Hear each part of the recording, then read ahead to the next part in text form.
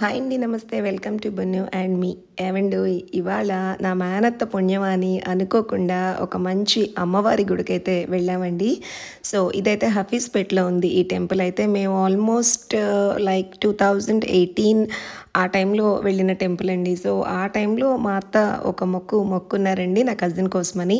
సరే, అంత గ్యాప్ తర్వాత మళ్ళా ఇప్పుడు ఆ అమ్మవారి పిలుపు మాకు వచ్చింది. ఇవాళ అందరం కలిసి జామ్ అని పొద్దున్నే బయలుదేరి వెళ్ళామండి. జనరల్గా టెంపుల్ విజిట్స్ కాస్త దూర ప్రాంతంలో ఉన్న గుళ్ళకైతే కాస్త పెందలాడే బయలుదేరి బ్రేక్ఫాస్ట్లు అవి ముగించుకుని వెళ్ళిపోవడం కరెక్ట్ అని నా ఉద్దేశం అండి నిజంగా. అండ్ ఇంటికి దగ్గరలో ఉన్న టెంపుల్స్ అనుకోండి, నేను ఈవినింగ్ వెళ్ళడానికి ప్రిఫర్ చేస్తాను. ప్రశాంతంగా ఒకలాంటి మంచి వైబ్ ఉంటుంది ఈవినింగ్ టైం అయితే. ఎనీవేస్, అదిగోండి కొట్టుకుంటూ వై జంక్షన్ వరకు వచ్చాక హమ్మయ్య అనిపించింది. ఆ తర్వాత గుడి కనిపించిన తర్వాత ఇంకా హమ్మయ్య అనిపించిందండి. ఎంట్రీలోనే పరమశివుడి దర్శనం అయితే అయిపోయింది. చాలా మంచి వెల్కమింగ్ స్మైల్తో ఉన్నారు స్వామివారు.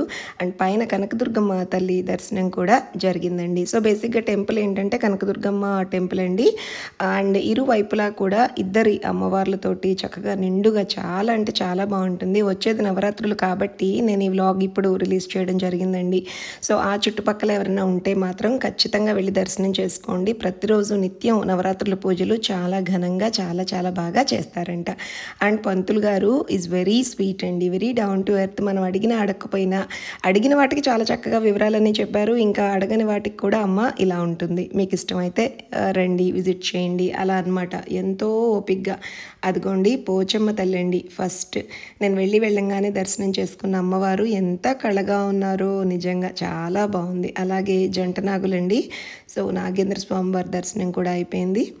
అండ్ దెన్ అదిగోండి మెయిన్ అమ్మవారు అయితే ఈవిడేనండి, కనకదుర్గమ్మ తల్లి. ఎంత ముద్దుగా ఉన్నారో, నవ్వుతూ కళ్ళకళ్ళాడుతూ వచ్చావా అమ్మ, ఇన్నాళ్ళకి గుర్తొచ్చానా అనే ఎక్స్ప్రెషన్ అనమాట. నాకైతే సీరియస్లీ పలకరించిందా అమ్మవారు అన్నట్టు అనిపించిందండి.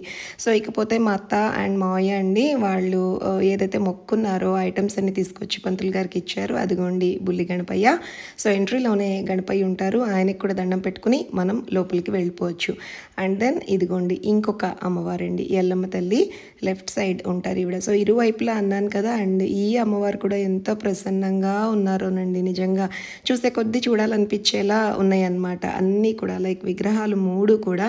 అండ్ ఇంకొకటి చెప్తానండి, ఖచ్చితంగా అనుకున్నట్టు అవుతుందండి ఇక్కడ.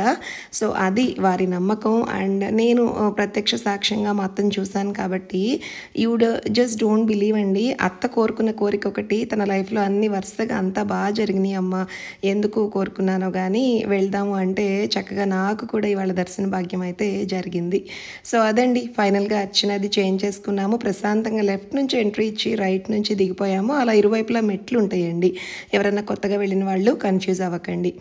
అదిగోండి ఫైనల్గా మళ్ళీ వస్తూ వెళ్ళేటప్పుడు వెల్కమింగ్ టైంలో స్వామివారికి దండం పెట్టుకుని వెళ్ళాము. అలాగే మళ్ళీ రిటర్న్లో కూడా ఒకసారి ఆయనకి థ్యాంక్ యూ సో మచ్ తండ్రి, మాకు ఈ దర్శన భాగ్యం కలిగించినందుకు అని దండం పెట్టేసుకుని రిటర్న్ జర్నీకి ఇంటికి వెళ్ళిపోతున్నాం. ఇంకేంటి, అదిగోండి మీ అందరికీ తెలియంది కాదు, మా ఇంటికి వెళ్ళాలంటే ఆర్మీ జోన్ రోడ్లో నుంచి వెళ్ళడానికే నేను ఇష్టపడతానండి. లైక్ ట్రాఫిక్ ఉంటుంది కాబట్టి మెయిన్ రోడ్ అవాయిడ్ చేసి ఆర్మీ జోన్లో నుంచే వెళ్తూ ఉంటాను.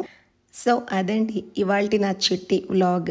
సో ఇంతటితో వ్లాగ్ ముగిస్తున్నాను. మరి ప్రతిరోజు నా వీడియోస్ చూడాలి అనుకుంటే ఛానల్ని సబ్స్క్రైబ్ చేసి పక్కనే ఉన్న గంటని ప్రెస్ చేయండి. ఉంటానే.